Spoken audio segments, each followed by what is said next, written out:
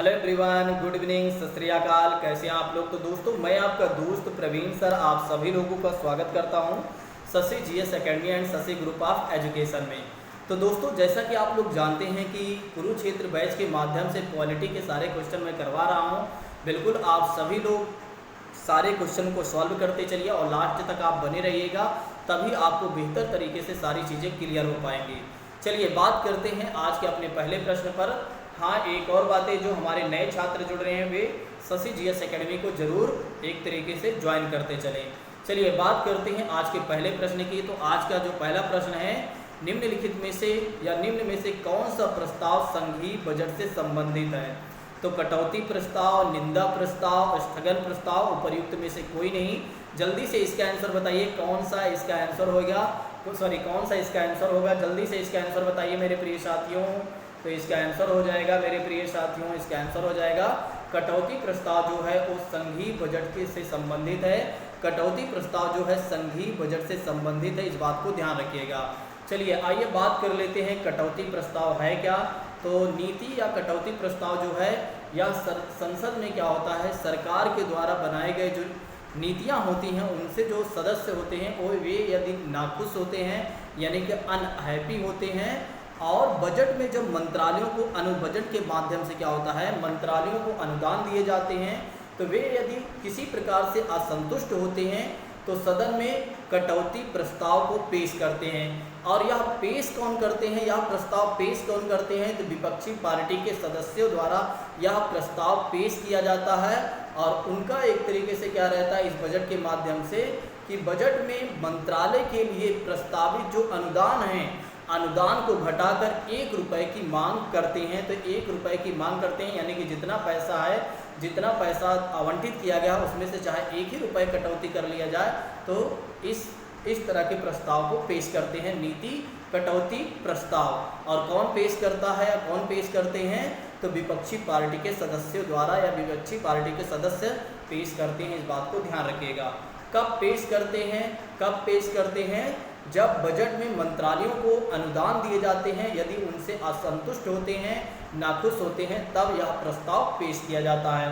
चलिए बात करते हैं स्थगन प्रस्ताव क्या होता है। अभी आपने देखा था कि ऑप्शन में स्थगन प्रस्ताव भी था। देखिए, स्थगन प्रस्ताव एक ऐसा प्रस्ताव होता है जब क्या होता है कि देश की गंभीर समस्या, अविलंबनीय समस्या पर चर्चा करने के लिए किया जाता है। मतलब जब क्या होता है कि देश पर कोई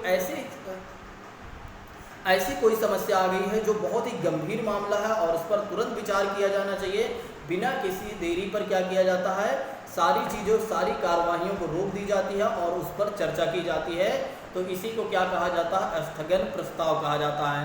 तो स्थगन प्रस्ताव के माध्यम से क्या होता है, जब कोई विशेष मुद्दा आ जाता है और जो सदन चल रहा होता है उसकी सारी चीज़ें एक बार रोक दी जाती है, यानी कि सारी नियमित कार्यवाही रोक दी जाती है, और उसको रोकने के बाद जो गंभीर मामला है उस पर चर्चा की जाती है, तो उसी को कहा जाता है, जो उसे रोक दी गई है उसी को क्या कहा जाता है, स्थगन प्रस्ताव कहा जाता है। इस बात को ध्यान रखिएगा। तो मतलब एक तरीके से कहीं यहाँ पर इतना समझ लीजिए, जो चीज़ें चल रही हैं उसको रोक देते हैं और जो नया मामला है उस पर चर्चा करने लगते हैं। तो जो रुकी हुई चीज़ें हैं उसी को, या जो रुकी हुई प्रस्ताव है उसे हम क्या कहते हैं, स्थगन प्रस्ताव कहते हैं, स्थगन प्रस्ताव कहते हैं। इस बात को ध्यान रखिएगा, ठीक है। चलिए बात करते हैं निंदा प्रस्ताव। निंदा प्रस्ताव में क्या होता है कि जब सरकार की नीतियों से क्या होते हैं, सरकार की नीतियों से खुश नहीं होते हैं, तो यह विपक्षी पार्टी द्वारा निंदा प्रस्ताव लाया जाता है। तो विपक्षी पार्टियों द्वारा निंदा प्रस्ताव लाया जाता है, इस बात को ध्यान रखिएगा, सरकार की निंदा करने के लिए। तो ऐसे प्रस्ताव को क्या कहा जाता है, निंदा प्रस्ताव कहा जाता है।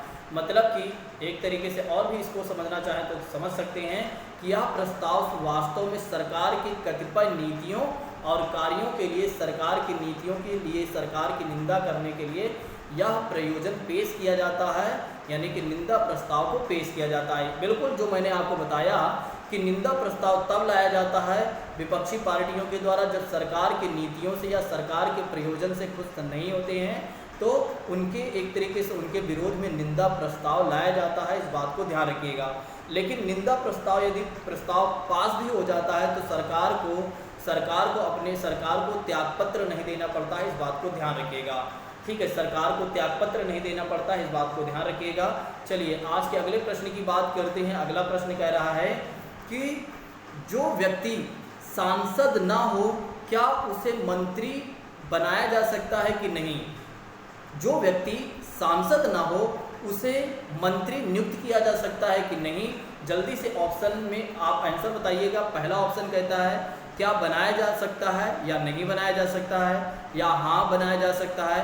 यदि हाँ, संसद की उसकी नियुक्ति का अनुमोदन कर दे। तीसरा ऑप्शन कहता है, चौथा ऑप्शन कहता है कि हाँ उस पर पर उसे 6 महीने के भीतर ही संसद के सदस्य बनना होगा। जल्दी से इसका आंसर बताइए। बहुत ही सरल प्रश्न है लेकिन बहुत कठिन प्रश्न है। देखिए दरअसल क्या होता है, चलिए मैं इसका आंसर बता देता हूँ, फिर इसके बाद मैं आपको बताता हूँ इसके बारे में। दरअसल यहाँ पर कहा जा रहा है यदि कोई व्यक्ति सांसद नहीं है,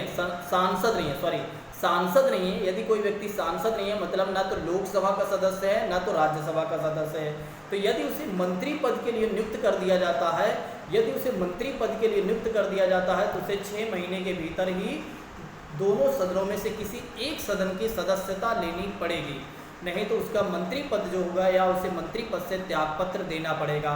तो ध्यान रखिएगा, अगर कोई व्यक्ति किसी भी सदन का सदस्य नहीं है, मतलब वह सांसद नहीं है, ना तो लोकसभा का सदस्य है ना तो राज्यसभा का सदस्य है, तो उसे मंत्री पद के लिए नियुक्त किया जा सकता है, लेकिन उसे 6 महीने के भीतर ही संसद की सदस्यता लेनी पड़ेगी, नहीं तो उसे अपने पद से त्यागपत्र देना पड़ सकता है या पड़ेगा। इस बात को ध्यान रखिएगा, उसे त्यागपत्र देना पड़ेगा यदि वह 6 महीने के भीतर ही संसद की सदस्यता नहीं ले लेता है। तो चलिए बात करते हैं अगले प्रश्न की। अगला प्रश्न कह रहा है कि गैर धन विधेयक के संसद के हर सदन में कितने वाचन होते हैं, जल्दी से इसका आंसर बताइए। 1 2 3 4, जल्दी से इसका आंसर बताइए। मुझे लगता है कि काफ़ी छात्र इसका आंसर नहीं दे पाएंगे, तो इसका आंसर हो जाएगा मेरे प्रिय साथियों कि 3 वाचन होता है। गैर धन विधेयक संसद में, यानी कि कोई भी एक तरीके से विधेयक होता है, अगर वह धन विधेयक नहीं है तो सदन में कितने वाचन होते हैं, 3 वाचन होते हैं, प्रथम द्वितीय तृतीय, 3 वाचन होते हैं। इस बात को ध्यान रखिएगा। चलिए बात करते हैं अगले प्रश्न की। अगला प्रश्न क्या कह रहा है कि जब किसी संसद सदस्य को यह लगे कि संसद के सदस्य को लगे कि किसी मंत्री ने के मामले के तथ्य को छुपाकर, या किसी मंत्री ने क्या किया है, किसी मामले के तथ्य को छुपाकर सदन का विशेषाधिकार भंग किया है, तो उसके द्वारा उठाया गया प्रस्ताव क्या कहलाता है। देखो यहाँ पर कहा जा रहा है यदि किसी संसद सदस्य ने क्या किया, किसी मंत्री के मामले को क्या किया, उसने छुपा लिया है, और छुपाकर उसने क्या किया है, संसद के विशेषाधिकार का भंग कर दिया है, तो उसके द्वारा उठाए गए प्रस्ताव को क्या कहा जाता है। पहला ऑप्शन कहता है कटौती प्रस्ताव, दूसरा ऑप्शन कहता है विशेषाधिकार प्रस्ताव, और तीसरा ऑप्शन कहता है निंदा प्रस्ताव, और चौथा ऑप्शन कहता है अविश्वास प्रस्ताव। जल्दी से इसका आंसर बताइए। तो इसका आंसर हो जाएगा मेरे प्रिय साथियों विशेषाधिकार प्रस्ताव। इसका आंसर हो जाएगा विशेषाधिकार प्रस्ताव। इसका आंसर हो जाएगा विशेषाधिकार प्रस्ताव। अभी मैंने आपको कटौती प्रस्ताव बता दिया, विशेषाधिकार प्रस्ताव बता दिया, निंदा प्रस्ताव बता दिया, और अविश्वास प्रस्ताव तब लाया जाता है जब सरकार के पास बहुमत नहीं होता है, तो अविश्वास प्रस्ताव लाया जाता है विपक्षी पार्टियों के द्वारा। अगर जो वर्तमान तत्कालीन सरकार है, जो वर्तमान की या तत्कालीन सरकार है, उसके खिलाफ यह अविश्वास प्रस्ताव पास हो जाता है, तो मंत्री यानी कि सरकार को कह सकते हैं, या मंत्रिमंडल को या मंत्रिपरिषद को पूरी तरीके से त्यागपत्र देना पड़ सकता है या पड़ जाता है। तो अविश्वास प्रस्ताव पास हो जाने पर क्या होता है कि सरकार को त्यागपत्र देना पड़ता है, बस इतना याद रखिए। ठीक है, सरकार को त्यागपत्र देना पड़ता है, इस बात को ध्यान रखिएगा अविश्वास प्रस्ताव पास होने पर। चलिए अगले प्रश्न की बात करते हैं। अगला प्रश्न कह रहा है कि राज्य विधानमंडल के अपर हाउस का सृजन या उन्मूलन करने की शक्ति निम्नलिखित में से किसमें निहित है। तो राज्य विधानमंडल में, उच्च न्यायालय में, संसद में, राज्यपाल में, यानी कि कहा जा रहा है यहाँ पर राज्य विधानमंडल के अपर हाउस का मतलब देखिए राज्य विधानमंडल में विधानसभा और विधान परिषद होती है। विधानसभा, विधान परिषद। विधानसभा को क्या कहा जाता है? लोअर हाउस कहा जाता है। विधानसभा को क्या कहा जाता है? लोअर हाउस कहा जाता है। और विधान परिषद को क्या कहा जाता है? अपर हाउस कहा जाता है। तो विधान परिषद का सृजन यानी उसको बनाने या उसको खत्म करने के लिए निम्नलिखित में से किसके पास यह शक्ति है कि विधान परिषद को खत्म कर दे, यानी कि अपर हाउस को खत्म कर दे या नया सृजन कर दे, या किसके पास अधिकार है? जल्दी से इसका आंसर बताइए। राज्य विधानमंडल के पास है, उच्च न्यायालय के पास है, या संसद में, या राज्यपाल में, या किसके पास यह शक्ति है? जल्दी से इसका आंसर बताइए। तो इसका आंसर हो जाएगा मेरे प्रिय साथियों, संसद के पास यह अधिकार है कि संसद अपर हाउस का सृजन कर सकती है, यानी विधान परिषद का सृजन कर सकती है, या उन्मूलन करना चाहे, खत्म करना चाहे तो वो भी कर सकती है। कौन कर सकता है? कौन कर सकती है? संसद कर सकती है। इस बात को आप ध्यान रखिएगा। और संसद का निर्माण कैसे होता है? अगर संसद की बात करें तो संसद के निर्माण करने के लिए 3 प्रमुख स्तंभ हैं। एक तो लोकसभा, दूसरा राज्यसभा और तीसरा राष्ट्रपति। अगर हम राज्य विधानमंडल की बात करें, राज्यों की बात करें, तो राज्य स्तर में भी संसदीय व्यवस्था है, जैसे कि यहाँ पर विधानसभा, विधान परिषद और राज्यपाल होते हैं। तो अगर केंद्र में देखा जाए, केंद्र में जो संसद है जिसे पार्लियामेंट बोला जाता है, ठीक है, उसके निर्माण के लिए लोकसभा, राज्यसभा, राष्ट्रपति का होना आवश्यक है। और उसी तरह यहाँ पर कहा जा सकता है एक बार कि विधानसभा, विधान परिषद और राज्यपाल यहाँ पर होते हैं। इस बात को ध्यान रखिएगा। चलिए बात करते हैं अगले प्रश्न की। देखिए कुछ राज्यों में क्या है, एक बात और भी समझ लीजिए, लेकिन कुछ नहीं तो अभी कुछ छात्र क्या करेंगे, लगातार कमेंट करना शुरू कर देंगे। देखिए सभी जगह पर विधान परिषद नहीं है, इस बात को ध्यान रखिएगा। सभी जगह पर विधान परिषद नहीं है, इस बात को ध्यान रखिएगा। ठीक है, कुछ जगह केवल और केवल विधानसभा है, और कुछ ही जगह पर 6-7 ऐसे जगह हैं जहां पर क्या है? विधान परिषद है, इस बात को ध्यान रखिएगा। विधानसभा, विधान परिषद दोनों है, नहीं तो हर जगह विधानसभा है, इस बात को ध्यान रखिएगा।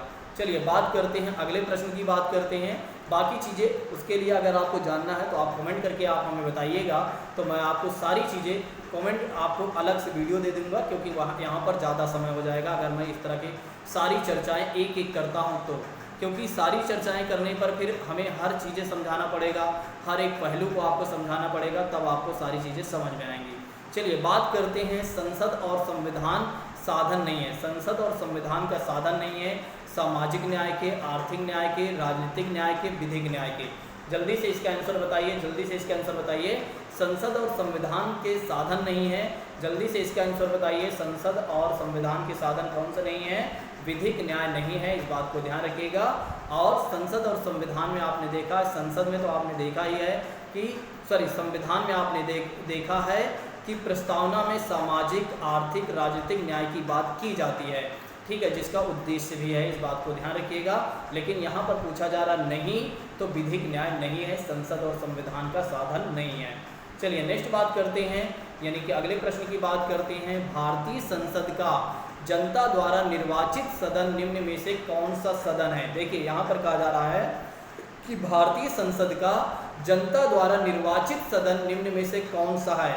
राज्यसभा, लोकसभा भी, राज्यसभा भी, और उपर्युक्त में से कोई नहीं। जल्दी से इसका आंसर बताइए। बहुत ही कठिन और सरल दोनों भी है, कठिन प्रश्न और सरल दोनों है, तो जल्दी से इसका आंसर बताइए।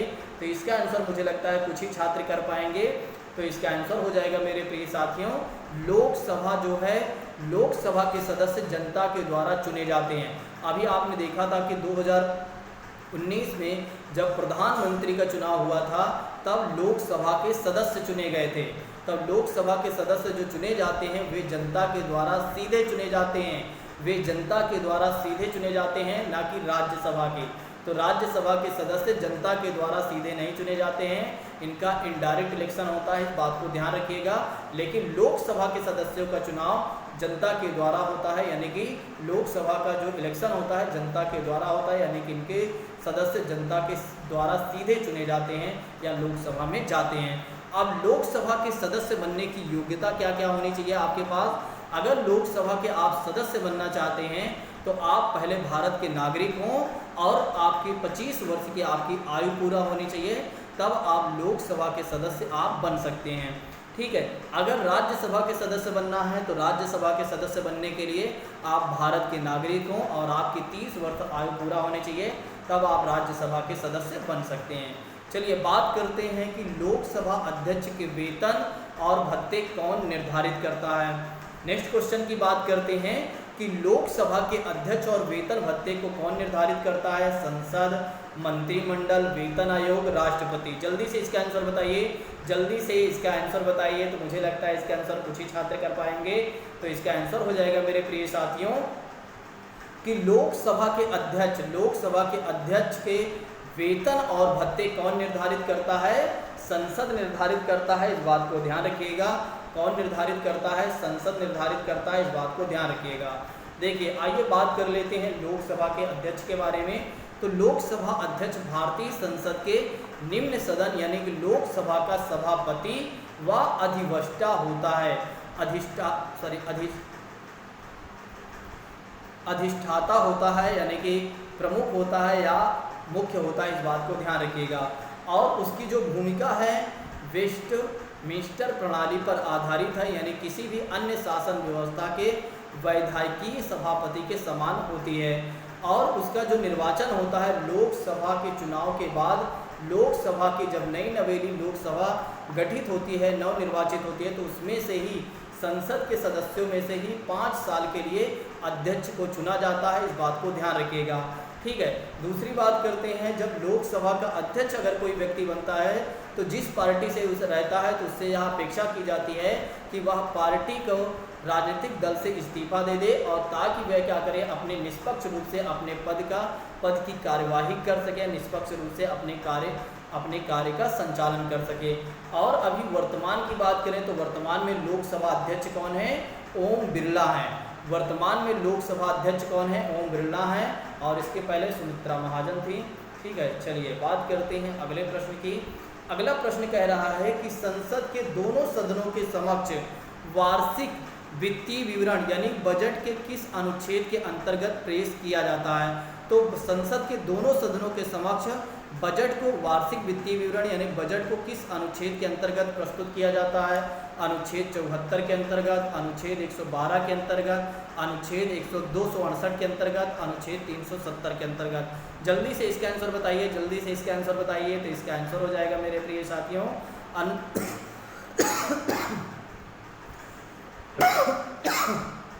इसको याद रखिएगा कि अनुच्छेद 112 के माध्यम से, अनुच्छेद 112 के द्वारा या अनुच्छेद 112 के अंतर्गत क्या किया जाता है, संसद में क्या किया जाता है, बजट को प्रस्तुत किया जाता है या बजट को पेश किया जाता है, यानी कि वार्षिक वित्तीय विवरण पेश किया जाता है। देखिए हमारे संविधान में बजट शब्द का उल्लेख नहीं किया गया है, वहाँ पर ये लिखा गया है वार्षिक वित्तीय विवरण लिखा गया है, इस बात को ध्यान रखिएगा।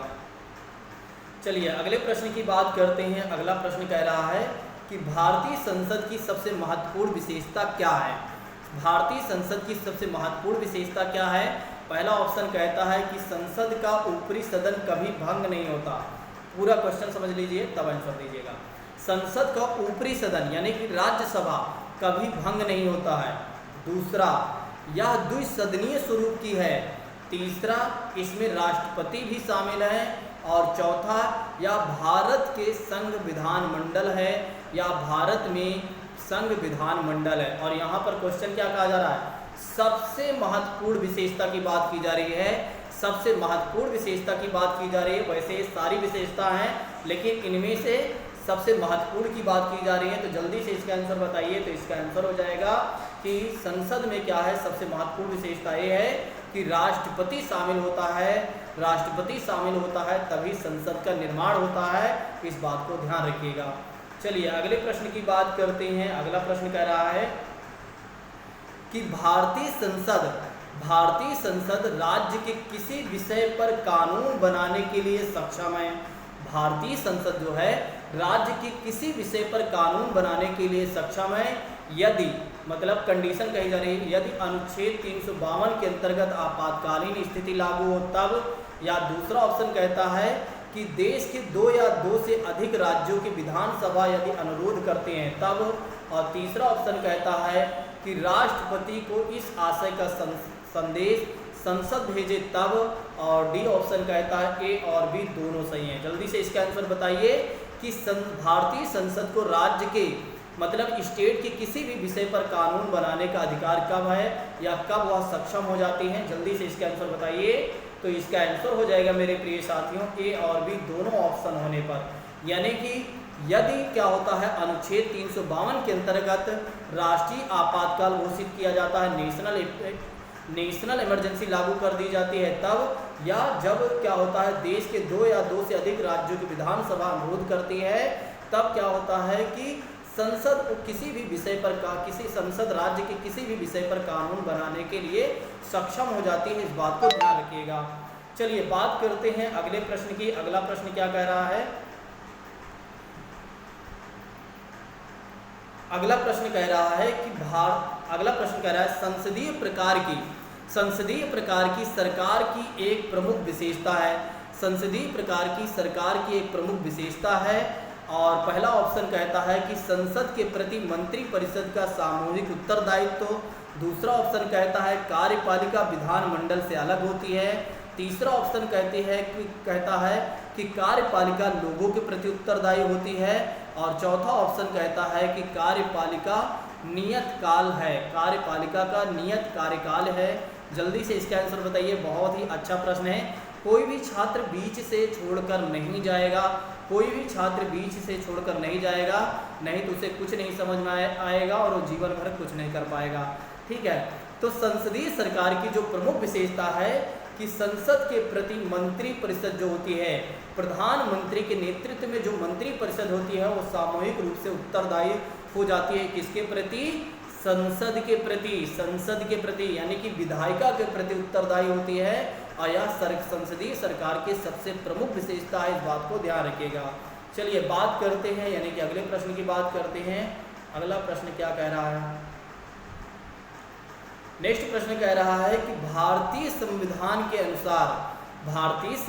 के अनुसार संसद के दोनों सदनों का अधिवेशन मतलब होता है बैठक, एक वर्ष में कम से कम कितनी बार बुलाना जरूरी है?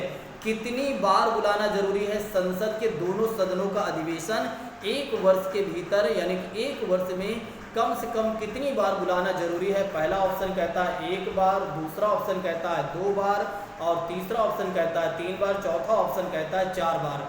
जल्दी से इसका आंसर बताइए, जल्दी से इसका आंसर बताइए। तो इसका आंसर हो जाएगा मेरे प्रिय साथियों 2 बार। तो संसद के दोनों सदनों की बैठक कम से कम एक वर्ष में 6 महीने के अंतर पे यानी कि 2 बार तो होनी ही चाहिए, 2 बार तो होनी ही चाहिए। इस बात को ध्यान रखिएगा।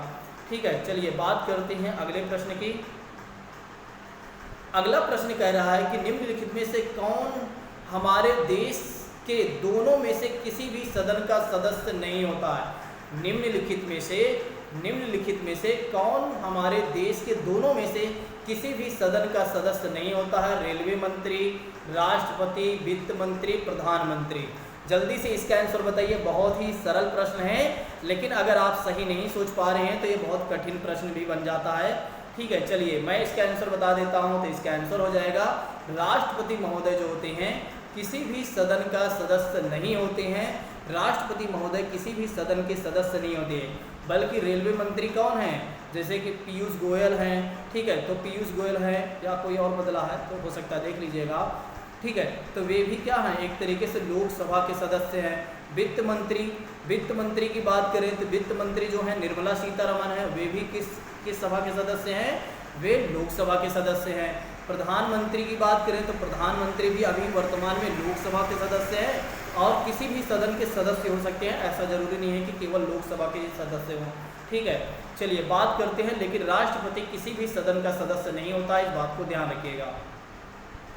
अगले प्रश्न की बात करें। अगला प्रश्न कह रहा है कि अखिल भारतीय सेवाओं के सृजन के लिए अखिल भारतीय सेवाएं कौन सी हैं? जैसे कि IAS, IPS, IFS, ये सब क्या है? आपकी अखिल भारतीय सेवाएं हैं। ठीक है, अखिल भारतीय सेवाओं के सृजन की शक्ति किसे दी गई है, किसे प्राप्त है? तो प्रधानमंत्री, मंत्रिपरिषद, संसद और उच्चतम न्यायालय को। जल्दी से इसका आंसर बताइए, जल्दी से इसका आंसर बताइए, जल्दी से इसका आंसर बताइए। तो इसका आंसर हो जाएगा मेरे प्रिय साथियों, संसद को यह अधिकार है कि अखिल भारतीय सेवाओं का सृजन कर सकती हैं। संसद को यह अधिकार है कि संसद अगर चाहे तो अखिल भारतीय सेवाओं का सृजन करना चाहे तो कर सकती हैं। इस बात को आप लोग ध्यान रखिएगा।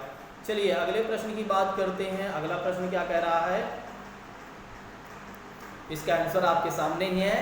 निम्न विधेयकों में से किसका एक भारतीय संसद के दोनों सदनों द्वारा अलग अलग विशेष बहुमत से पारित होना आवश्यक है? तो संविधान संशोधन, इस बात को ध्यान रखिएगा, संविधान संशोधन विधेयक। चलिए नेक्स्ट प्रश्न की बात करते हैं। नेक्स्ट प्रश्न की बात करते हैं कि भारत में संसद की संयुक्त बैठक की अध्यक्षता कौन करता है? जल्दी से इसका आंसर बताइए, कुछ ही छात्र इसका आंसर दे पाएंगे कि भारत में संसद मतलब लोकसभा राज्यसभा की संयुक्त बैठक की अध्यक्षता कौन करता है?